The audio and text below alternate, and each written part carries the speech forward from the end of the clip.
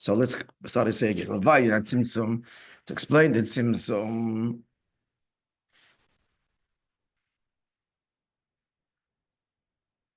which starts already mamish in Atzmos Hamoy, in Atzmos Shazel, you know, showing itself Malin Cats. The Fidig Rebbe explained that the statement that the Kunizoya, that earning itself as Lamaila, in Cats does not mean the infinite Blikval as we would assume it does. But Adrab, it means the tzimtzum. And the word of the Maim is that the tzimtzum is mamish lamaila adin Cats in atzmus and in order to produce yechelis, in order to produce moir, in order to produce the etzim moir, eira kol b'moir. That's all through tzimtzumim. So it's explained in maybe behem shach Maim b'shlif that tzimtzum moir in sabegiloi. So the Maim, but if you explains it before that, this is the tzimtzum arisha. Before the tzimtzum arisha was there in Sof was revealed. Before the Netzolim emerged, there was a simple revelation that filled all of existence. Now we're learning that this itself is a product of many tzimtzum, and before it, we explained yesterday, those tzimtzum are called square, and this one is called round, as we explained yesterday, the eagle. So the Eitz Chaim again starts the narrative at that point, the narrative of creation, that was a giloid in Sof Mamshech Levayir. And he goes on to say in the Maimir there, it's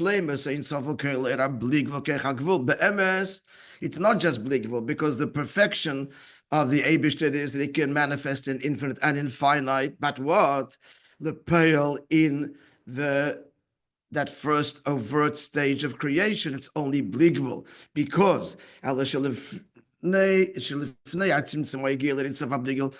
the tzimtzum, it did not manifest its koyach hagvul, the power of limitation, but dafka the koyach habligvul.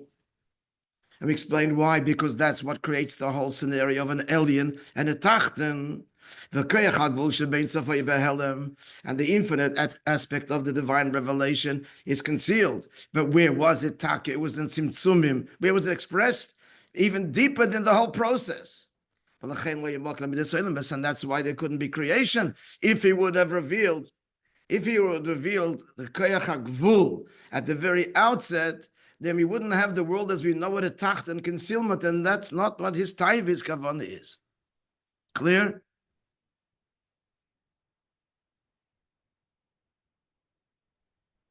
Yeah. Okay, some more feedback. Yankee, you're emotionless. You're the only one that's live. Yeah. So the comment. Say something. Nod your head. Blink your eyes. Twitch your nose. Something. Scratch your ear. Okay. The matter is if even after the tzimtzumim in Atzmos Ein Sof, still relative to mamish gvul hishtalshalos, it was a alien pashut. Relative to hishtalshalos, it's a simple, transcendent, infinite light. So this is why the Mekabolim only speak about it in rare places, because Gufa that's only spoken about in undertones and in whispers means that the tzimtzum property that is expressed to produce yecheles and moed and eira kol b'etzem, that's all bligvul compared to hishtalshalos. It's all infinite compared to hishtalshalos. It's all relative. So there was still an alien pasha chorei in Saf bligvul. It's still from our perspective. You're saying from our perspective, it's still in Saf bligvul even after the tzimtzumim that happened in b'pnimiyusi batzmusai, which we just identified. Yecheles, mo'er, etzem mo'er. So even the revelation that's produced after these square tzimtzumim, it's still bligvul for us.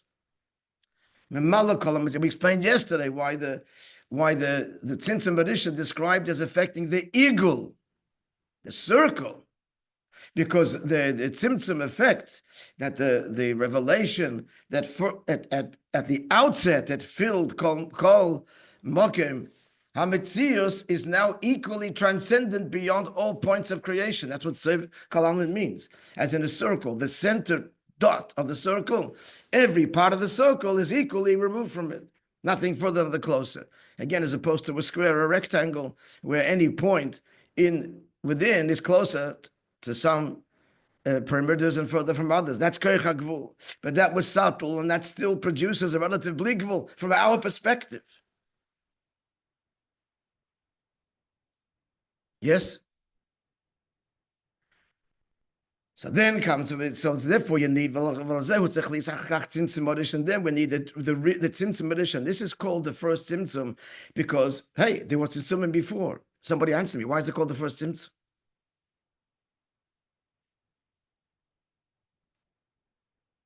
You just finished saying it. It's tzimtzum before. You want to call it a big tzimtzum, radical? I call it the first one. In perspective to us, maybe. Because here gvul emerges, like real gvul, meaning of gvul, no, and concealment. Yeah, okay, all good answers. Okay, that's the basic point. It's radical. It's also radical.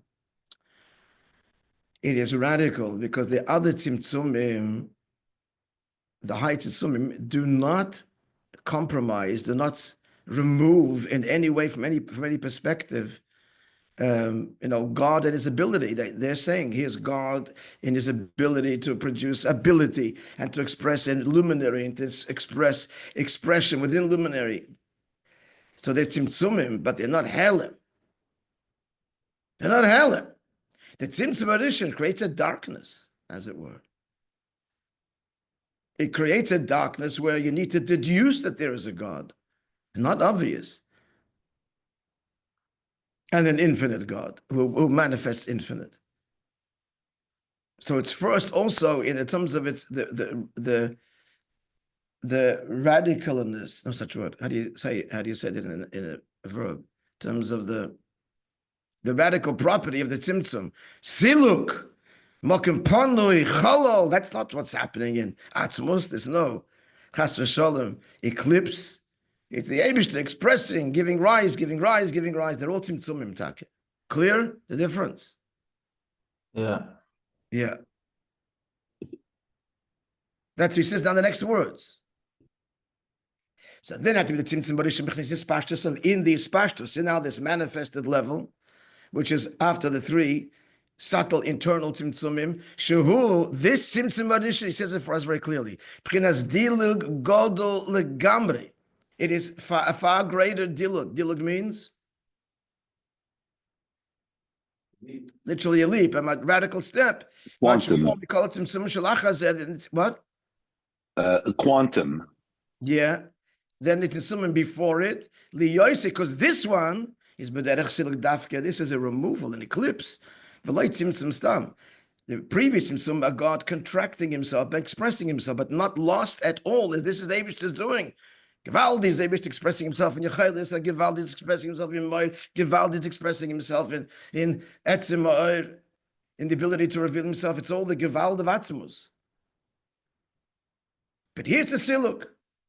Silence, darkness, emptiness, void. God's not obvious. In the words of the Yitzchaim, he removed his great light to the side. It's all physical imagery, but that's how it starts. But what does these words imply? Not even imply. What do they say? That it's a removal. Now, in detail about this tzimtzum barishim, but pratis, yes, but tzimtzum ze base polus, the tzimtzum produces two results. Ha'alef, the number one, siluk orishoy b'mala makom hacholol. First, there was this light that filled the makom hacholol. Again, they're very deceptively, easily corrupted.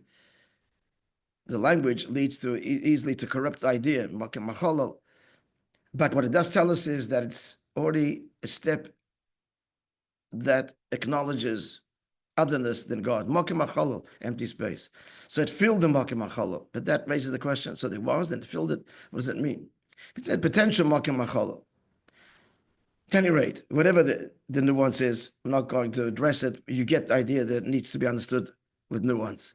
So the first thing is, shegam by eagle atzmai noga hatzimtzum. This level called eagle, this transcendent that at the outset dominated reality, is now affected and removed. So that's a noga by hatzimtzum. And where is it removed to? the peripheral, described metaphorically as a circle, Soiviv, Kolalmin, transcending all of creation, but not experienced at all by creation. So this level of Soiviv Kolalmin has been affected before it filled, and now it's removed. Sorry, not going to be felt here anymore. Clear? I need feedback because... Yeah. Yes. Okay. Moishe, Avner, Emilio, Fischl. Yeah. By some people, kids are sleeping. So Emilio did sign language, so she shouldn't wake his children. By some people, people are sleeping. Yeah, Vabez, and the second thing that the Tzimtzum Mauritian, this great radical Tzimtzum affected is, of course, the next thing, Hamshachas HaKav, it allowed for, because of its radical removal, what is now going to be revealed there is no longer infinite by any relative, well, by any obvious relative measure, but real gvul, Tav. We're getting a line, and a line implied means projection, higher and lower points on a line. A line is a series of points. Not only are we getting higher and lower, but how is it described? It's a narrow line. It's a very, very finite. We're getting mamish, sviris, and ishtalshalos, hardcore descriptions. Even though the kav, its original manifestation, all of ishtalshalos emerges, and that's pretty impressive. Yeah, but it's called a thin, narrow line because if he relative to Sefer Kalalmian, the Igel Agadol is now banished, as it were, in terms of conscious appreciation. Again, Tzimtzum like Pshutra, that was explained in the previous Maimer. It's only the perception of us. Erasevim is present, but just not conscious. Moishe Rabbeinu is walking around his Elam Atzilis, but lost on us. Previous Maimer, remember? But on us, it's lost. So we're in the dark, and what is revealed to us is a kav kotzer. Never mind a kav kotzer. So relative to the Igel Agadol, how much more so is this revelation, the narrowest, compared to the revelation that is higher than the Igel Agadol, which already is a tzimtzum of the pure Ein Sof, which wouldn't be described in any way and not be described as filling existence beyond completely. How much more so is this Kav Kotzer, the most marginal expression? To go from the Mamish Ein Sof to the Igel Agadol, we needed a tzimtzum. So it's so far removed from pure revelation. But that's not over. Many tzimtzum, every world between Atzilis and Briyim, between the spheres, tzimtzum, they're not radical anymore, though. They're like their Ilav Olo kicks in once Ishtalshalach kicks in, but they're tzimtzum. In order to create all the world, until this very lowest world.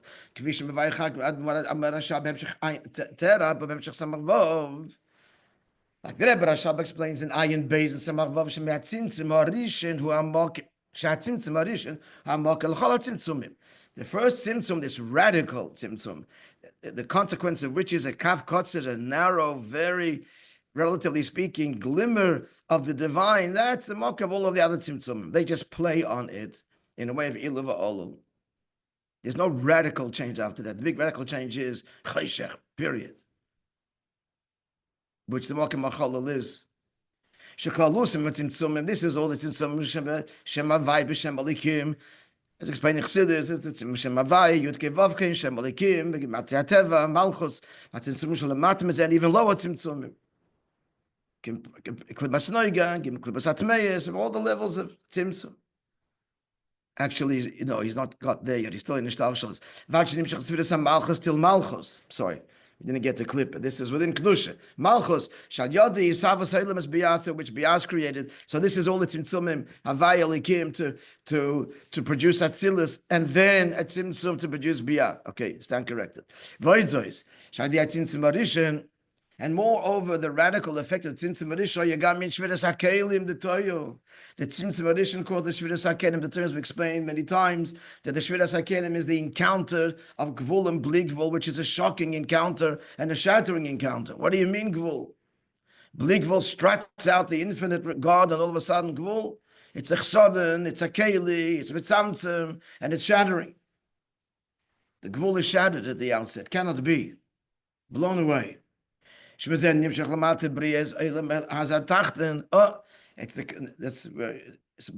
the Shviras HaKelim, that's how Klippos are produced. But what produced that? It's in some addition. Klippos Goivrin by here, Klippa gets the upper hand. It's a mad, crazy world. It's a fractured world, a splintered world, and it all starts with the Shviras HaKelim Vela Matoyo, where the Keich HaGvul first emerges and says, no, even on that Gilui. I'm sorry, the Tzimtzum Rishon, the Keich HaGvul, that says no to even that Gilui of the Eir Ein Sof that preceded the eagle. That's radical. It's radical change. What's going on? To put it in simple Pashto language, you like to observe this in a comic book way. What's going on? We thought God was infinite. What are you saying? Finite? Cannot be. Broken, shattered, destroyed every illusion we had about God. That's the Shviras HaKelim. Everything that was thought about God at this point, was the Eir Ein Sof, the last level of Eir Ein Sof, the Igla Godel, transcendent, Sovev Kol Almin, that's divine. All of a sudden, the Keich HaGvul emerges and what? Can't be. God in limitation, impossible, shatters everything we thought, again, comic book,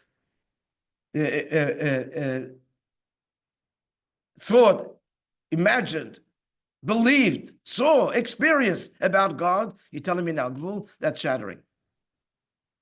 And that's going to take thousands of years to rectify. Till finally, in this Maimon, Adrab in Gvul, Atzmos, Adrab ve'adrab ve'adrab. The Shviras HaKelim is rectified, the end of Golus. Esav is a greater force for good. Just watch and see. Just wait and see what this guy's going to do.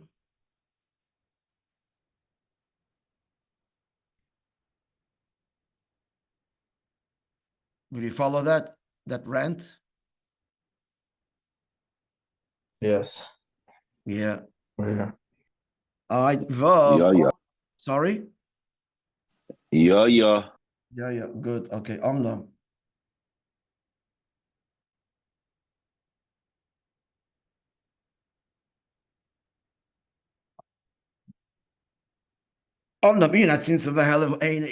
Just Laman Hashlemus, we're going to finish to the end of the Maimon now.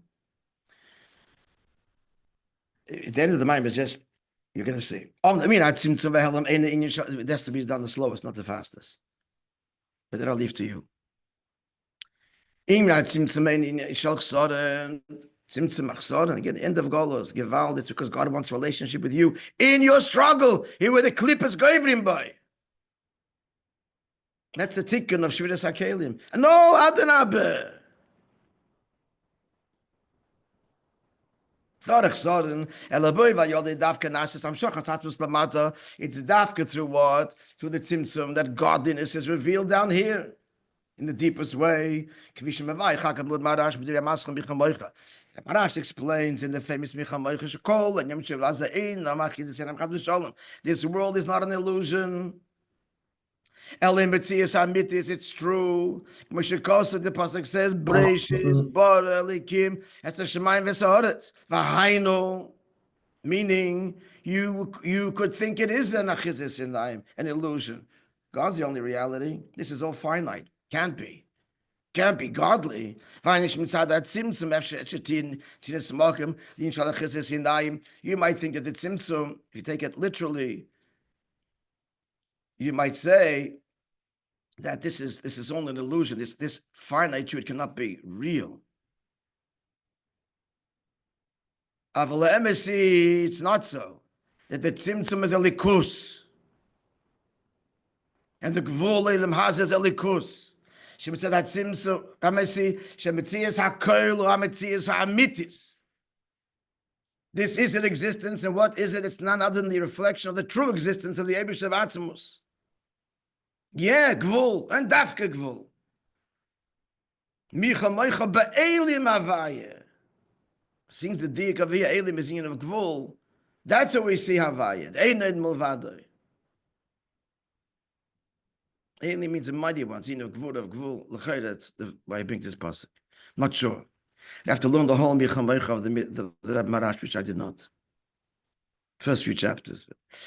Let's continue. Then Marash continues in this Micha Moiche Shagam with Mezat Tachten that also this world should never it's made through Riboy Tzimtzumim. Gvul on top of Gvul on top of Gvul. And the Tzimtzum Rish, the most radical of all. Nan Nimtzat Musa Mohusa is Barech Mamish. He's found his very essence, mamish. The Alter Rebbe says that God's presence is revealed everywhere. Everybody instinctually knows there's a God. Don't have to discover him. I feel it today because even children know that there's a motzoi. Children, we say all the time, you have to teach a child about God. Sit the child down, has a chayin, listen here, you should know there's something called God. She says, well, it's natural, just flows off his lips. And this is that he brings in the Shari Tshuva, that the name of God just is fluent on the mouths of all human beings because Atzmus, the Moed, is Moed Bizgalus. Atzmus is present in Gvul. Gvul Baruch HaYes, B'dur Shad Mor Marash explain more than the Rashab. And and the Fidikereb. We're running through it, but learn it slowly, friends. She's Galus, Atmos, you better visit Tachten. Adrab, it's Dafke, Atmos Dafke in the Tachten. Dafke in the Gvul. Dafke in the Gvul is carved out Kavayochom, Mamish, and Atmos, as we explained. Gam Pirishat Barazak. This is what the Alter Rebbe says. This is Bona Yom Yom. Maamer, like Chazal say the pasuk. Mi kavai elikenu. Who is thy God? Elod b'chol koreinu. Whenever we call upon Him, says Chazal. What does it mean? Upon Him,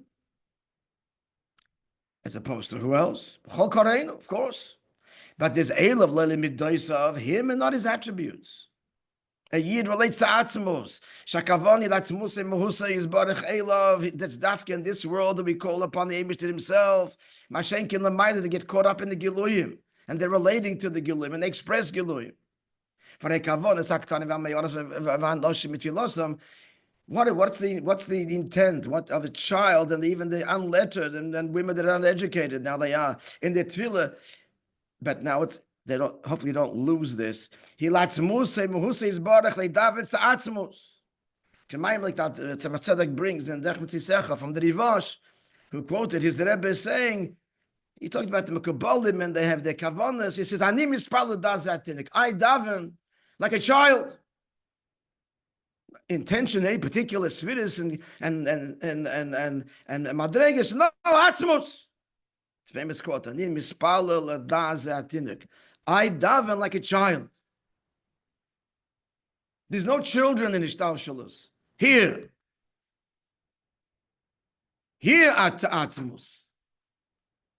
Shatfilas hatinikala Atzmos, uncomplicated, instinctual, not arrived at through any deductive reasoning, through any process, because Atzmos is Bizgalus here. That's why. Invested here, Bizgalus. Invested here. Elov, him, Valeli Midoisav. The Milas and Midoisav dominates. Here, Atzmos. Away from Bechol, Karina, Elov, in the way that we call upon. What's called? What it's called? Megisa B'Taisis and Tanya.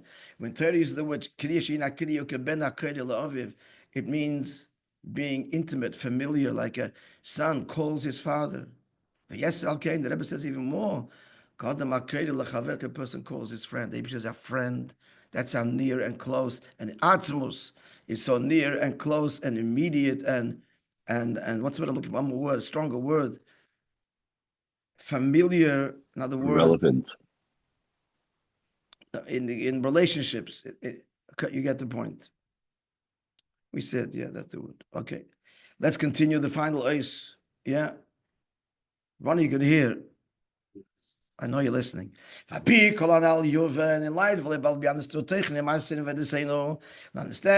the meaning and the context of what we are doing now. The Mashiach on the heels of Mashiach. Dafka in b'yasenu, us being in such a time, so the darkness covers the earth. Betachlis at Simpson, the greatest contraction and concealment. In the Shom Gufetz there, Mamshichim Ikesh Shchinamata, we draw down the main Shchina. Hanyaloidak Shchinastam. What is Ikesh Shchin? That's the lashon of the Medrash. Not just the Shechina in the general sense, which would be the peripheral or manifested levels. What does Ike mean? Atzmusay and Mohusay. His very essence. So now we said the previous paragraph. Being at tefillah the way a yid, a simple Jew, davens, sheba'efen the elov, it's to him, v'le'limit doisav, and not to his midas, ketfilas hatinuk, like the child, she'la atzmus, which is to the very essence of God. Befrat, and especially, final words. Al yedei avodah b'efen shemaseinu avodah seinu. These are the words of Tanya, our actions and our avodah. What's the difference between actions and avodah? Saying the same thing twice. Answer. Avodah means kavana, inspiration. Maseinu, action, means uninspired, just doing. And moreover, forcing yourself even. And moreover, maise meloshim maise not tzedakah. The Gemara is Yerushalmi. Things from Yerushalmi, where the Gemara says that the Bezdin sometimes will force someone to give tzedakah because they got to pay their dues. They use the word maise. So maise implies you're forcing yourself. Not in the mood, not inspired, you still do whatever it is. Tzedakah, any mitzvah. Iskafia, Kabbalah soil. That's the big avodah. When you're inspired and you do it, that's nice. But when you're not inspired and you do it, that's even deeper. Oh, she's in Iskafia. This is Iskafia, which the Maimber starts off talking about, right? Is explaining Chassidus. And this is what really draws the essence of God into the world. This is when God's really a part of your life. And then comes avodah miloshin ibud oyres. The word avodah means to transform. You take hide and you make it into leather. The Mishnah uses the word ibud. That's already self-refinement. First, you start with compelling yourself. You're grub. You compel yourself enough, you become refined. Ibud. First ma'aseh and then avodah. That's why he says ma'aseinu avodah seinu. Do it. And then avodah become little edel. The hide will become supple leather. That's the second avodah, ibudoides. So all of this, which is only in this world, there's no ma'aseh, there's no avodah in heaven. We bring about the revelation of the very essence of Hashem down here, in the true and final redemption, through our righteous anointed one, mamish. Okay. Amen. Thank you. Good Shabbos. Learn it, Shabbos, learn it. There was never in the history of Chabad, Chassidim all over the world, all on yeshivas and the WhatsApps, in this whole discussion, and this Maimer and Tavshin Chavhei. It's unbelievable. The Rebbe is such nachas, and this is what it's all about. First koch here, then here, and then here. You gotta come down into Maseinu Avodah Seinu. Okay.